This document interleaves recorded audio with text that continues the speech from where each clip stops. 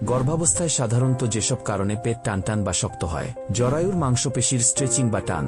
গর্ভাবস্থার প্রথম 3 মাস আপনার বাড়ন্ত শিশুর কারণে বড় হয়ে যাওয়া জরায়ু চারপাশে চাপ দিতে থাকে। এ কারণে পেট শক্ত লাগতে পারে। জরায়ুর পেশিগুলো প্রসারিত ও দীর্ঘায়িত হওয়ার কারণে তলপেটে টানটান বা ছুরিকাঘাতের মতো ব্যথা হতে পারে। ব্র্যাক্সটন হিক্স সংকোচন। এটি গর্ভাবস্থার 2য় ও 3য় ত্রৈমাসিকে ঘটে, যখন জরায়ু নিয়মিত বিরতিতে সংকুচিত ও প্রসারিত হতে শুরু করে। এগুলো প্রসবের জন্য শরীরকে প্রস্তুত করে। একে ফলস লেবার পেইনও বলা হয়। ব্র্যাক্সটন হিক্স সংকোচন আপনার জরায়ুর উপর থেকে শুরু হয়ে নিচে এসে নামে। এ ধরনের সংকোচন অনিয়মিতভাবে হয়, 15 সেকেন্ড থেকে 30 সেকেন্ড ব্যাপী স্থায়ী হয়। কখনো কখনো এর চেয়ে বেশি সময় ধরেও হতে পারে। কোষ্ঠকাঠিন্য হলে। গর্ভাবস্থায় নারীদের কোষ্ঠকাঠিন্য খুবই সাধারণ বিষয়। এটি মূলত জরায়ু অন্ত্রে চাপের ফলে এটি ঘটে থাকে।